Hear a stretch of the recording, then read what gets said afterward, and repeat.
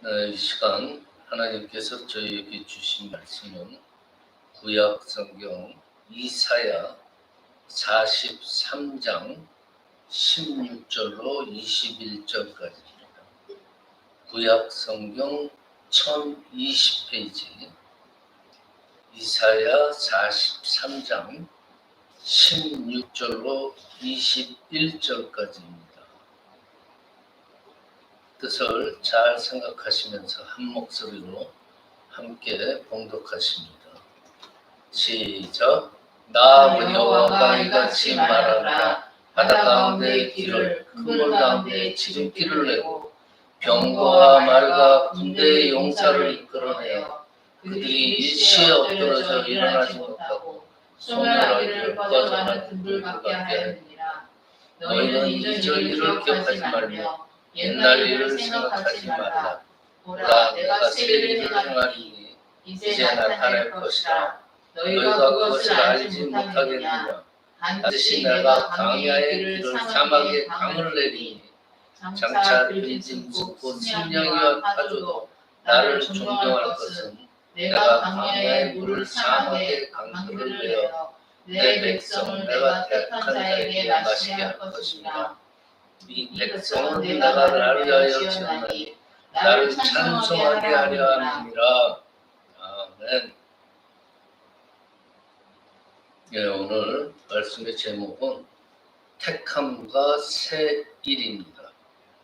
하나님께서 그거를 택하다.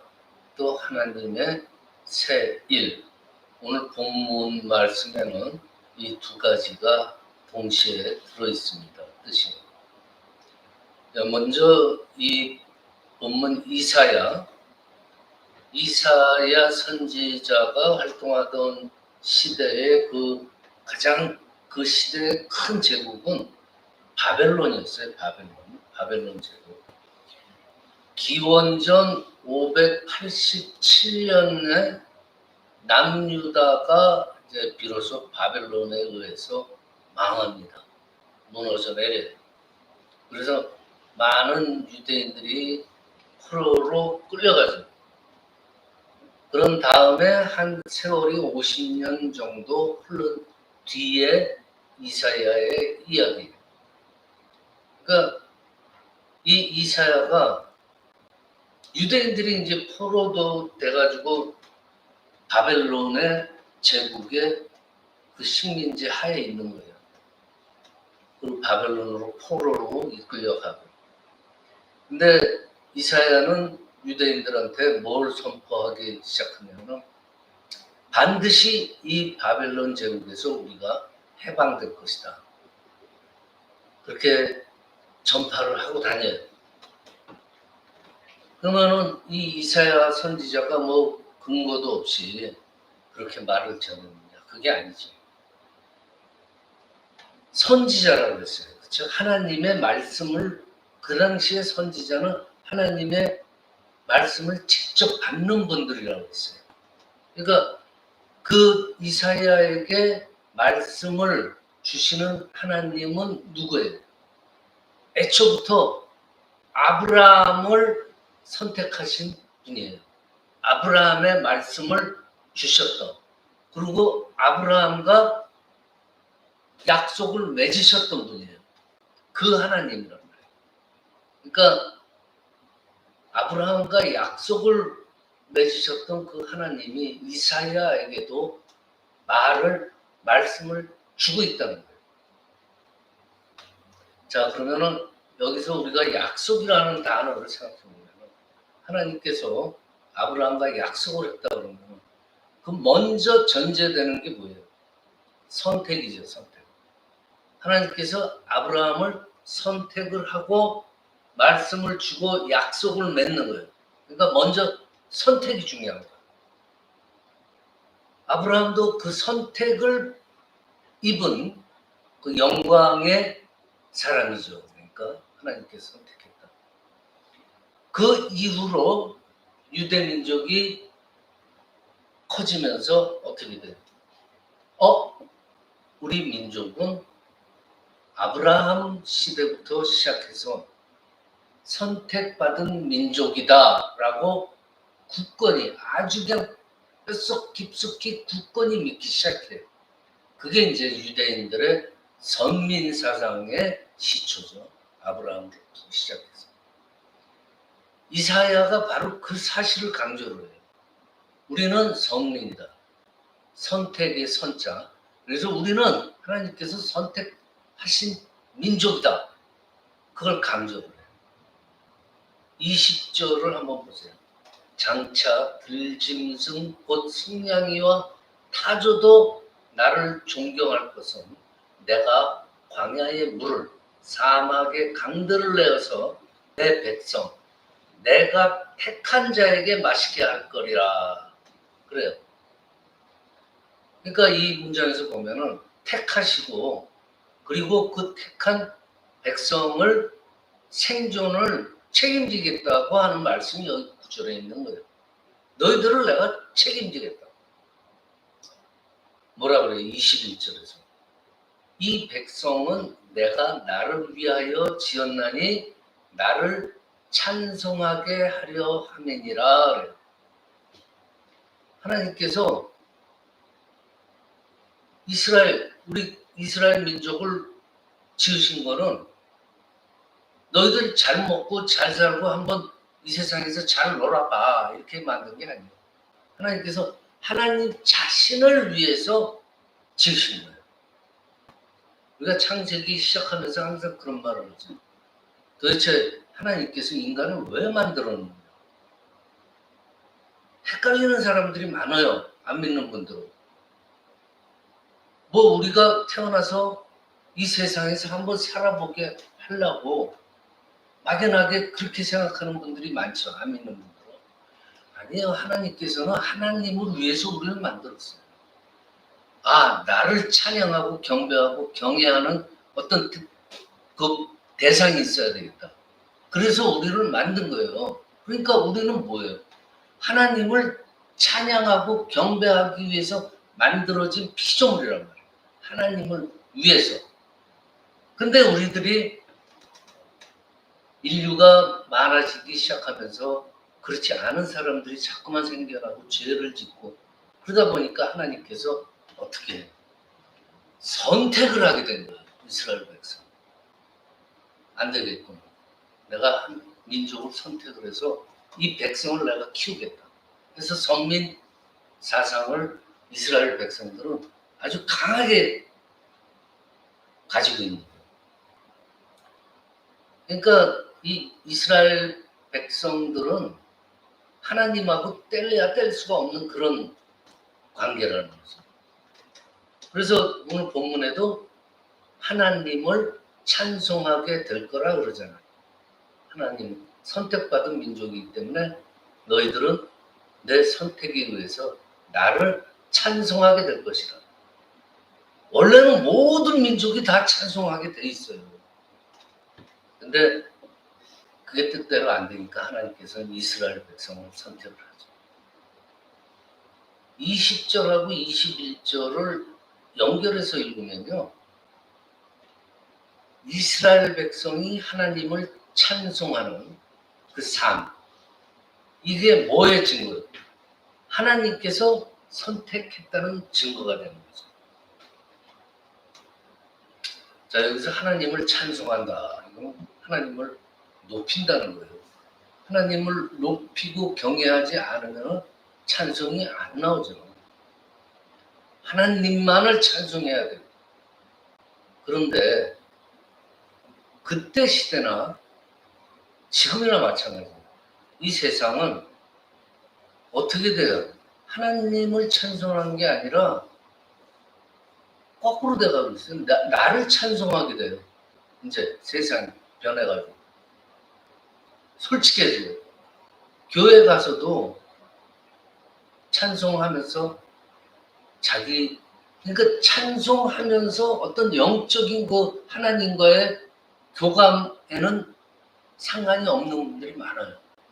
그 리듬, 박자, 앞에 서서 찬송 인도하는 사람의 실력, 외모, 반주자, 찬송 그들의 찬양하는 찬양대의 그 음악 실력 이런 거.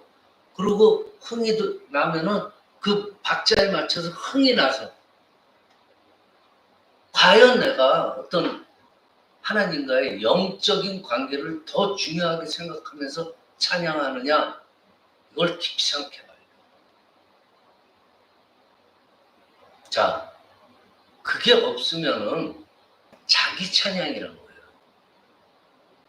자기가 자와 자찬하고 자기 만족하고 자기가 흥분되고 감동돼서 자기가 그냥 눈물 흘리고 자기 찬송, 자기 영광, 자기 숭배가 되기가 쉬워요. 이게 현대인들의 생활 방식하고 교회 생활하고 연결이 돼가지고요. 지금은 자연스럽게 그렇게 돼가고 있는 시점이에요. 이런 실정에서 우리 진정한 그리스도인들이 해야 될 일은 딱딱 끊어야 된다는 거예요. 그 흐름을 내 마음속에서. 하나님과의 영적인 교감. 이것이 중요하다는 것을 자꾸만 되새겨요. 그러면 결론은 뭐가 나오냐면 어떤 장소에서 어떻게 예배를 드리던 간에 예배는 예배예요.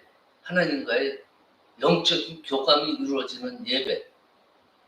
지금 우리 나인성교회도 제3자가 세상적으로 보기에는 초라한 예배의 모습일지 모르지만 이 안에 성령이 가득 차고 성령님께서 인도하시고 말씀을 전하는 자부터 영적인 교감으로 여러분들에게 말씀을 전하면은 그 예배가 진짜 진정한 참된 예배가 될 수 있는 거예요. 세상의 어떤 교회도 부럽지 않은 교회가 될 수 있고 부럽지 않은 예배가 될 수 있다는 거예요.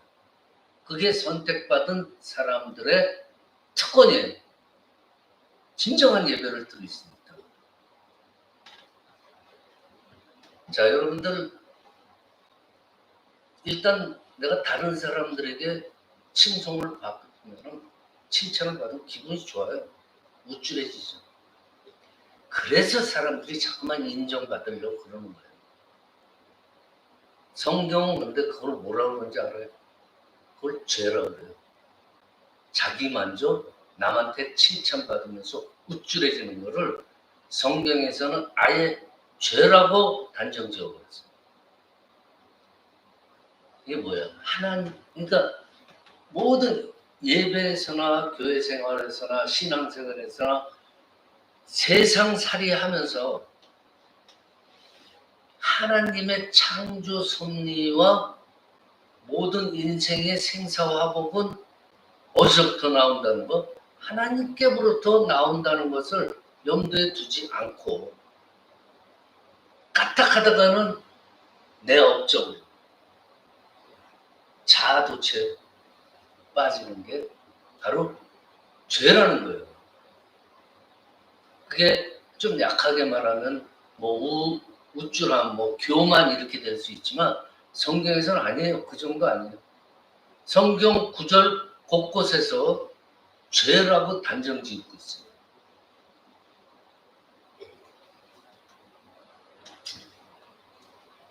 자, 오늘 본문에 이사야가 반복하는 표현이 있죠. 16절에는 바다 가운데 길을, 큰 물 가운데 지름길을 내보라는 표현이 나오고 19절에는 광야의 길을, 사막에 강을 내리니 그런 표현이 나오죠. 20절에 보면 다시 나와요. 광야의 물을, 사막의 강들을 내어라는 표현입니다. 여러분들 생각해 보세요. 광야에 어떻게 물을 만들어요? 인간의 힘으로는 안 돼요. 예를 들어서 사막에 강을 낸다. 지금 현 과학으로 생각해도 예를 들어서 아프리카 사하라 사막, 진짜 우리나라보다도 몇 배나 더 큰 그 사막, 모래만 있는데 강을 낸다. 생각해 보세요. 말이 안 되죠. 인간은. 이런 일들은 일어날 수가 없어요. 우리 생각에서, 사람의 생각. 근데 하나님은 그렇게 하신다고 그래요. 이사야 선지자가 얘기를 해요. 그러면 이게 뭐예요? 하나님의 일이거든요. 인간의 일이 아니에요. 사막에 강을 낸다. 새로운 일이죠. 하나님께서 일을 하시는데 새로운 일을 한다라고 이사야가 표현을 해요. 사람은 아무도 상상하지 못한 하나님의 일, 이게 새로운 일이라. 여러분들, 내가 예전에도 한번 말씀드린 적이 있고 누구나 다 그렇게 생각했던 아주 평범한 말인데, 사람들은요 아무리 뛰어난 과학자나 뭐 예술가나 신학자나 하더라도 적당하게 어떤 근사한 일을 할 수 있어요. 그렇지만은 새로운 일은 행할 수가 없어요. 이게 무슨 뜻이에요? 예를 들어서 하나님은 우리들을 하나님의 형상으로 창조를 했어요. 그렇죠? 우리를 만들었어요. 그러면 사람은, 하나님이 사람을 만든 것 이상으로 어떤 새로운 일을 만들 수 있을까요? 이 세상에서 아무리 훌륭한 과학자라도 사람은 기껏 해봐야 로봇, 요새는 이제 AI 로봇 정도 만드는 게 사람이 할 수 있는 한계. 하나님은 우리를 만들었어요. 새로운 일. 인간들은 못하죠. 여러분들 아무리 훌륭한 과학자나 의사나 노벨상에서 뭘 발견해가지고 노벨상 주잖아요. 그러한 과학자들은, 어리석은 사람들, 아니면 열심히 공부해서 뭘 발견한 사람들, 그 사람들이 창조한 건 아니에요. 하나님이 이미 다 만들어 놓은 미지의 세계들을 우리는, 과학자들은 그걸 찾아내는 것 뿐이에요. 생각해보세요. 이 세상의 모든 게 다 그래요. 이 우주 전체가. 우리 인간들은 아무리 뛰어난 의사나 과학자라도 업적을 낸다고 해도 하나님의 일 중에 뭘 하나 찾아낸 것밖에 안 돼요. 생각해보세요. 다 하나님이 만들어 놓은 거잖아요. 그 중에 우리 찾아내. 그걸 그냥 대단하다고 노벨상 주고 뭐 이제 대단한 업적으로 되는 거죠. 그러니까 하나님의 일은 항상 새로운 일을 하세요. 우리 인간한테. 그렇죠? 없던 일들을, 우리 인간이 할 수 있는 일을 항상 하나님께서 해요. 그러니까 우리 사람들은 어떻게 생각해요? 하나님의 하시는 그 새로운 일은 뭐예요? 초자연적인 일로, 기적으로 우리는 인식이 되는 거예요. 기적. 근데 그 하나님이 이루시는 초자연적인 일, 그 표적과 기적에만 마음을 두면 그것도 또 문제예요. 그런 일들이 우리 눈에 드러나지 않으면요, 하나님을 실망하게 돼요. 그러다 보면 하나님을 떠나게 돼요. 예를 들어서 치유의 기적이 저기서 일어나는데 나한테는 일어나지 않아요. 그리고 암만 기다려도 그 기적이 나한테는 안 일어나. 그러면 실망하죠. 그러다가 하나님 떠나요. 어디가?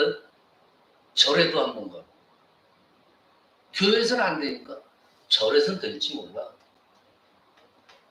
그러는 경우가, 하나님의 새로운 일을 믿지 않으니까 그래요. 하나님의 시간은 우리의 시간이랑 틀리다고 그랬죠. 여러분들 아시다. 인내를 가지고 기도하면서 기다려야 되는데 그걸 못합니다. 하나님의 새로운 일이 안 일어나면은 떠나는 영들이 많다는 거죠. 여러분들 하나님을 정말로 진실하게 믿는 사람들은 당연히 그렇게 안 하죠. 그런 표적과 기적이 없어도 하나님을 믿고 신뢰를 하는 게, 그게 바로 신앙입니다. 더 정확하게 말하면 이미 주어진 우리들의 일상 자체를 하나님의 표적과 기적으로 경험하고 받아들여야 돼요. 그런 인식을 가지고 생활을 해야 돼요. 우리는 하나님의 새로운 일들 속에서 살아가는 피조물일 뿐이다. 그 개념을 가지고 살아가면은 우리 눈에 계속 모든 게 다 피적과 기적으로 보여요. 하나님의 일로.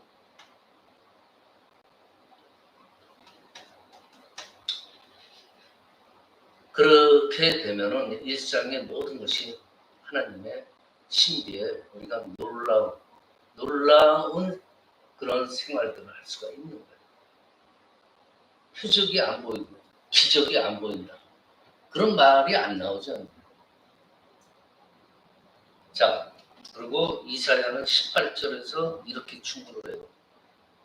너희는 이전 일을 기억하지 말고 옛날 일을 생각하지 말라. 우리 지금 21세기를 살아가는 현대인들, 이 이사야 시절에는 바벨론이라는 제국에 의해서 어떤 트라우마를 앓는 그런 민족들이 있죠. 지금 21세기에는 자본주의라는 그 엄청나고 큰 함정을 가진 제국에 의해서 우리 영혼이 손상되고 있어요.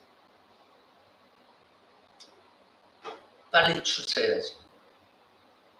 야, 역시 살고 보니까 돈이 최고다. 야, 이거 내가 무시당하면 이거 큰일 나는데. 아, 이거 조금 우아하게 살아야지. 예쁘게 보여야지. 그런 생각들이 사실은 우리를 사로잡고 있어요. 큰 함정이죠. 이사야 시대의 바벨론 제국처럼요. 우리 머릿속에 그러한 자본주의 제국이 자리 잡고 있는 거예요. 그건 뭐 내 탓도 아니고 세상에 그렇게 나를 만들어 버리는 거예요.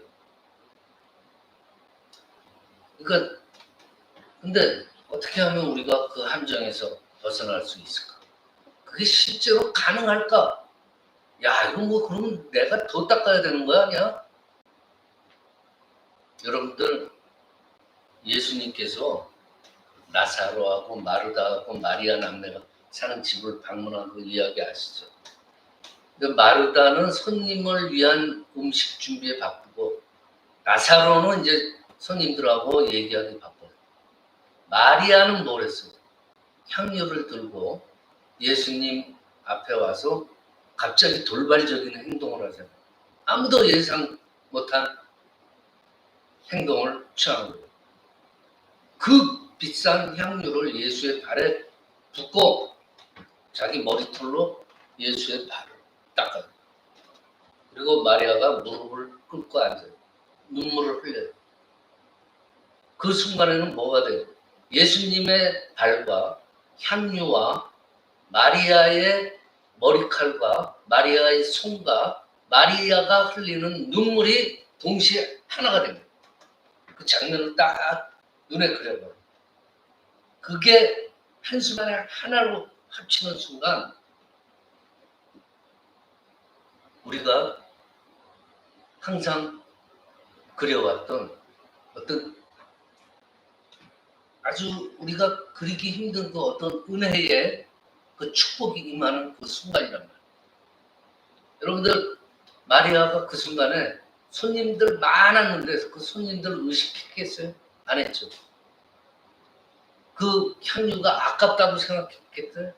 안 했죠. 가룟 유다가 그 옆에서 뭐라 그랬어요? 야, 저 향유를 팔아가지고 가난한 사람들한테 주지 왜 쓸데없는 짓을 하냐? 가룟 유다가 그랬잖아요. 이때부터 가룟 유다는 그게 보였던 거예요. 그러니까 예수님이 칭찬하잖아요. 너는 마리아 일에 상관하지 말아라. 한마디로 너 꺼져라. 왜 꼰대짓 하고 있니? 예수님이 칭찬해요. 가룟 유다. 그 정도로 마리아는 남을 신경 쓰지 않고 뭐예요? 강조하는 거예요.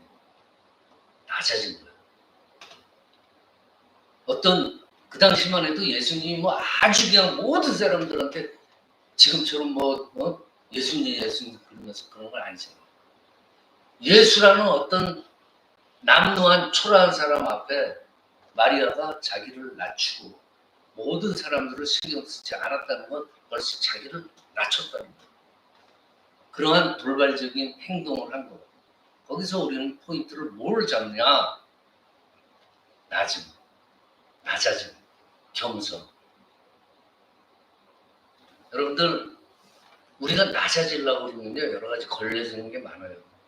이건 야 내가 이거 사람들한테 분명히 무시당할 텐데 야 내가 그 행동을 하면 나한테 기쁨이 오기는커녕 조롱질이 올 텐데 그런 생각하는 분들이 많아요. 그러니까 쉽지 않잖아요. 우리는 겸손하고 낮아지는 걸 미덕으로 알지만은 사실은 뭐 힘들어요. 저항할 때는 저항, 화를 낼 때 화를. 악과 불의 앞에서는 그 악과 불의를 이겨야 돼요. 그러니까 이런 문제들은 상황에 따라서 우리가 판단하고 처신해야 되는 문제예요. 그렇지만 중요한 사실은 이 낮아진다는 거에 영성에 이르지 못하면요. 하나님의 새로운 일을 실감하지 못한다는 사실이에요. 내가 낮아지지 않으면 세상에서 일 하나하나 하나님께서 이루어 놓으실 새로운 일들이 우리 눈에 안 보인다는 말이에요. 왜냐? 낮아지질 않았기 때문에 나는 내 눈에 나만 보이는 거예요. 하나님의 일이 안 보이는 거예요. 마리아가 향유를 붓듯이 무릎 꿇고 앉아서 낮아지면은 하나님을 경외할 수 있는 마음이 생겨. 그래서 마리아가 그 행동을 한 거 아니에요. 하나님이 보였기 때문에 경외의 표시로 그 행동을 한 거예요. 낮아졌기 때문에. 그러니까 그런 우리가 자기 만족, 자아도취에 빠지니까 그걸 실감하지 못해요. 그러니까 그런 걸 실감하지 못하니까 이전 일, 옛날 일 그런 거에만 매달리고 연민에 빠지고 영성의 발전을 못한다. 악순환이 되는 거예요. 여러분들 이사야가 살던 기원전 587년이니까 6세기, 기원전 6세기는 오늘의 우리의 세대랑 세상이랑 상관이 없을 거예요? 아니에요. 그 시대나 지금이나 시대는 지금 똑같이 흘러가요. 여러분들 제가 옛날에 한번 얘기를 했죠. 다 아는 얘기죠. 하나님은 어떻게 우리를 본다고 그랬어요? 과거, 현재, 미래 지금 우리만 보는 게 아니에요. 이인철이라는 사람을 과거, 현재, 미래 하나로 그냥 동시에 쭉 이렇게 튜닝하듯이 보는 분이 하나님이에요. 그 개념을 가지면 돼요. 왜냐? 시간 개념이 없고 공간 개념이 없는 분이기 때문에. 창세기에 나오잖아요. 그렇기 때문에 우리가 추론해 보건데 그렇게 보시고 계신다. 그러면은 이사야 시대나 지금이랑 상관이 없다고요? 똑같아요. 하나님께서 똑같이 지금 보고 있어요. 그러니까 이사야 선지자가 전하는 그 말씀은 지금에도 똑같이 적용이 된다는 말이에요. 지금도 우리가 생각해야 될 말이라는 거예요. 생생한 이야기예요. 자, 여러분들 그 시대 사람들이 성경을 읽어보면은 바벨론 제국에 멸망당하고 바벨론 제국을 두려워하지만은 스토리 보면요. 한편으로는 이 유대 민족들이 바벨론 문화를 무지하게 부러워했어요. 동경하고. 야, 이런 문화도 있었구나. 그러니까 얘들이 우리를 이렇게 멸망하게 했구나. 부러워했다고 그랬어요. 지금 봐세요. 우리 봐봐요. 세상 살면서 무서운 일 많고 두려운 일 많잖아요. 이 세상을 두려워하잖아요. 예를 들어서 뭐 소련이 뭐 전쟁 시작한다면 두렵잖아요. 근데 미국이 뭐 각 나라들 막 치고 막 그러는 거 두렵잖아요. 두려운 나라로 보일 수도 있으면서 다른 한편 뭐라고? 야, 미국 진짜 대단한 나라다. 나도 저 미국 시민 시민이 한번 됐으면 좋겠다. 세상 사람들은 그렇게 부러워한대요. 그게 사실이에요. 그러니까 이 세상을 두려워하면서도 이 자본주의의 큰 제국이라는 이 함정 덩어리를 부러워한다는 거예요. 지금 이 세상 사람들. 그게 함정이라는 거예요. 근데 이사야는 이스라엘 백성들한테 뭐라 그래요? 그런 거 다 소용없다. 한마디 딱 하잖아요. 하나님께서 행하실 또 다른 새로운 일을 보라. 그러니까 눈 뜨고 깨어 있어서 영적으로 깨어 있어서 앞으로 하나님께서 어떠한 일을 하실지 너희들 깨어 있으라 이걸 자꾸만 강조를 하는 거예요. 이사야. 그 실망한 이스라엘 민족들한테. 요한계시록 21장 5절에 보면은 뭐라고 그래요? 보라, 내가 만물을 새롭게 하노라. 계시록이 명시가 되어 있어요. 만물을 새롭게 하리라. 말씀 마칩니다. 하나님께서 이루실 새로운 일들을 여러분의 눈에서 한번 찾아보시고 여러분의 삶에서 느껴보세요. 하나님의 새로운 일들을.